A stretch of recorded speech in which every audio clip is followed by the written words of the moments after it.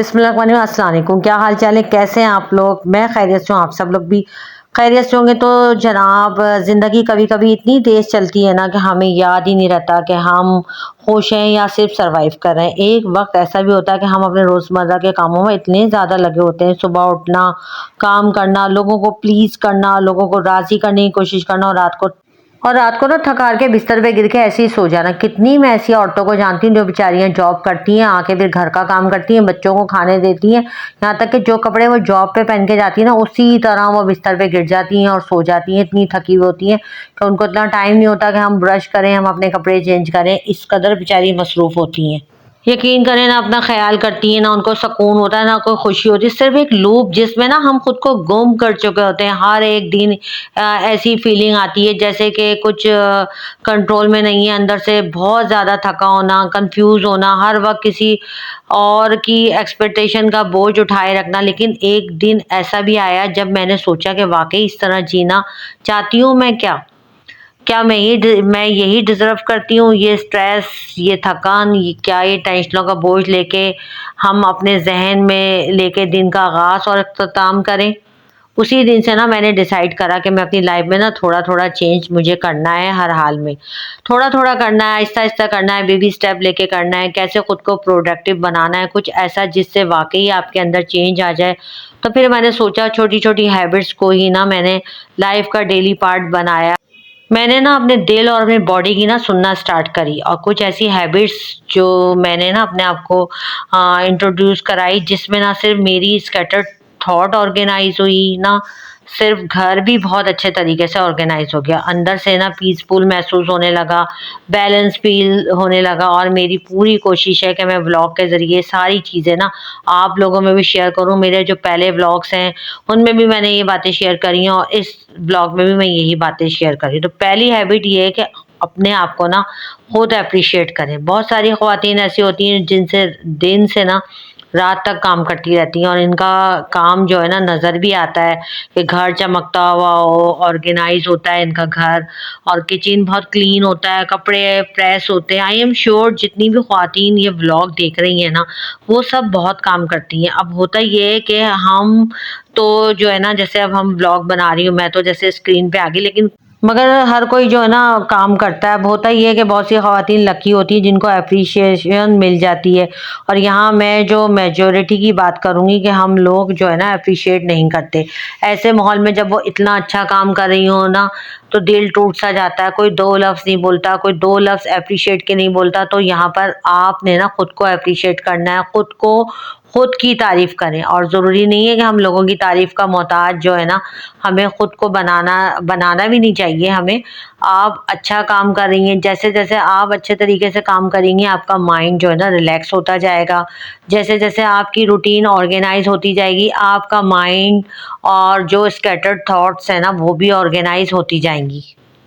और यहाँ पे ना आपने एक बहुत ज़रूरी बात अपने ज़हन में रखनी है कि आपने ना खुद को थपकी देनी। कोई नहीं तारीफ़ करता तो कोई बात नहीं, आपने चलते रहना है, आपने खुद को जो है ना मोटिवेट रखना है। और मैं जानती हूँ कि हर वो बहन जो व्लॉग देख रही है बहुत मेहनत करती है। आप सबको और मैं सैल्यूट करती हूँ। बस आप लोगों ने मेहनत करना नहीं छोड़नी। अल्लाह है, बस अल्लाह से उम्मीद लगा के रखनी है। अल्लाह ताला आपको देख रहा है, हमारे लिए इतना ही काफ़ी है। लोगों की तारीफ़ें आज हैं कल नहीं है। मैं तो कहती हूँ दुनिया के लोग जो है ना, वो हवा के झोंके की तरह होते हैं, जिधर की हवा है उधर की ही हो जाते हैं। तो इसलिए लोगों की तारीफ़ों का इंतज़ार मत करें। और जनाब, आज मैं कीमा पका रही थी, साथ में पुदीना आ गया था। मुझे इतना ख़राब ना हो जाए, मैं इस तरह ना तोड़ के स्टील की प्लेट में डाल के इसको 2-3 दिन डाइनिंग पे रख देती हूँ। उसको हवा लगती है, सूख जाता है, और मैं इसको कंटेनर में सेव कर लेती हूँ। उसकी खुशबू बिल्कुल बरकरार रहती है, और ग्रीन कलर भी बहुत अच्छा होता है। इस तरह से मैं सेव कर लेती हूँ। तो भाई, अब मैं नेक्स्ट पॉइंट की तरफ आती हूँ। नेक्स्ट पॉइंट ये है कि try to avoid negative conversation. जो नेगेटिव कन्वर्सेशन जो होती है ना, वो कौन सी होती है? कोई भी ऐसी बात जो नेगेटिव होती है जिससे आपको कोई फ़ायदा नहीं हो, या मैं कहती हूँ वक्त का ज़ाया हो, किसी की चुगलियाँ, किसी की बुराइयाँ, फजूल बातें करना। या बाज़ दफ़ा होता है ना कि हम फ्यूचर के टेंशन लेके बैठे रहते हैं। देखिए, फ्यूचर में कोई नहीं जानता कि क्या होने वाला है, और पास जो गुजर गया सौ गुजर गया। प्रेजेंट जो है ना, मैं बताऊं आपको, यही बात समझाऊंगी कि हमें ना प्रेजेंट में रहना चाहिए। कल क्या होगा हमें नहीं पता, हमारे अल्लाह को पता है। वो हमारी प्लानिंग जो है ना, मैं आपसे कहूँगी कुछ और होती है, और हमारे अल्लाह का प्लान जो होता है ना वो सबसे ज़्यादा बेस्ट होता है। तो हमें सिर्फ और सिर्फ अल्लाह पे ट्रस्ट रखना चाहिए, टेंशन नहीं लेनी चाहिए। जो गुजर गया वो गुजर गया, जो आने वाला है वो अल्लाह ताला को पता है। तो इसलिए सोचना, परेशान होना बिल्कुल बेकार है। कोशिश करें खुद पर फोकस रखें, और अगर लोगों को डिस्कस करेंगे ना तो लाइफ में जहाँ हैं वहीं आप रह जाएंगे। मैं आपसे यही कहूँगी। नेक्स्ट जो है ना, वो एक चीज़ मैं आपसे कहूँगी कि लर्न कर लें, कोशिश करें कि ऐसी जो आदत जो गलत हो ना, खुद को अंदर से उस उधर से निकालने की कोशिश करें। कोई भी ऐसी आदत जो गलत है, इसको जो है ना खुद के अंदर से निकालने की कोशिश करें। अपने पुराने गलत बिलीव जो हैं, हमारी जो पुरानी सोचें हैं, उसको आइडेंटिफाई करने की कोशिश करें। जैसे कि लेट्स से कि एक हमारे अंदर एक ऐसा बिलीफ है जो काफ़ी अर्से से हमारे अंदर है, वो ये है कि हमें सबको खुश रखना है।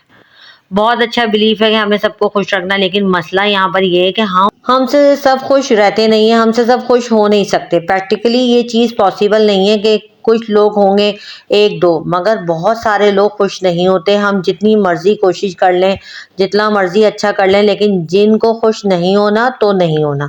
तो ऐसी चीज़ों को मैं आपसे कहती हूँ छोड़ दें, इग्नोर करें। जिसने खुश नहीं होना तो नहीं सही। बस आप अपनी नीयत साफ रखें, अपना ज़मीर, अपने आप को मुतमईन रखें। आप देखेंगे कि जो आपकी ड्यूटीज़ हैं आप वो कर रहे हैं, अच्छे तरीके से वो ड्यूटीज़ करें, टाइमली करें। और अगर कोई खुश हो रहा है तो बहुत अच्छी बात है, और अगर कोई खुश नहीं हो रहा तो दैट्स फाइन। अब आप उल्टा नहीं लटक सकते लोगों को खुश करने के लिए। अपने आप को ट्रेन करें। जब गुस्सा आए तो मैं आपसे ये कहूँगी डीप ब्रीथ लें, आहिस्ता आहिस्ता चेंज करें, और हर रोज़ कोई ना स्पेशल ट्रीट ज़रूर दिया करें। ज़ाहिर है आप इतना काम कर रही होती हैं, इतनी मेहनत कर रही होती हैं, तो आपके पास अपने लिए 5 मिनट भी नहीं होते। तो मैं इसीलिए कहती हूँ कि खुद को ट्रीट ज़रूर दिया करें। इसका मतलब ये नहीं है कि आप रेस्टोरेंट में जाएं, इसका मतलब ये है कि कोई अच्छा सा खाना बना लें, चाय का कोई अच्छा सा कप लेके, या कॉफ़ी बना लें जो भी आपको पसंद हो, और आप इंजॉय करें, नेचर में बैठ के थोड़ा इंजॉय करें। आपने देखा होगा कि मैंने भी चीज़ों को ऑर्गेनाइज करके रखी हुई हैं। इससे आपकी ना स्कैटर्ड थॉट्स जो है ना वो भी ऑर्गेनाइज हो जाती हैं। और मैं आपसे यही बोलूँगी कि जैसे-जैसे घर साफ होता है ना, एक थेरेपी होती है। जैसे-जैसे घर साफ होता है, आपका माइंड जो है ना रिलैक्स होता जाता है, और आपको अच्छा फ़ील होता है। और जब माइंड रिलैक्स होता है तो हमारा मूड भी अच्छा हो जाता है, और एनर्जी लेवल भी जो है ना हमारा मेंटेन होने लगता है। और हैप्पी लाइफ़ का यही एक फ़ॉर्मूला है कि कामों को टाइमली करें, अपने आप को खुश रखने की कोशिश करें, क्योंकि किसी ने तो आपको खुश नहीं करना।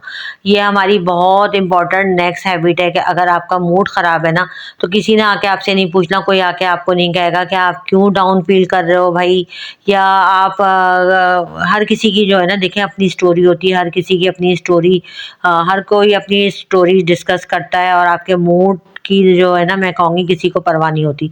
अब देखें ज़िंदगी तो सबको मिली है ना, अब किसने किस तरीके से जीनी है तो वो उसकी खुद की अपनी मर्जी है। हर इंसान एफर्ट करता है, इसलिए बस कमेंट करने से पहले सोच लेना चाहिए कि हर इंसान की जो है ना, मैं आपसे कहूँगी अपनी जर्नी होती है। वो कितनी पेनफुल चीज़ों से गुजरा होता है या गुजर रहा होता है, ये सब जो है ना किसी को मालूम नहीं होता। बस सब को यही होता है, वो हंसता हुआ चेहरा नज़र आता है, ये नहीं नज़र आता कि वो कितना खुश है और इसके पीछे क्या कुछ है, ये किसी को मालूम नहीं होता।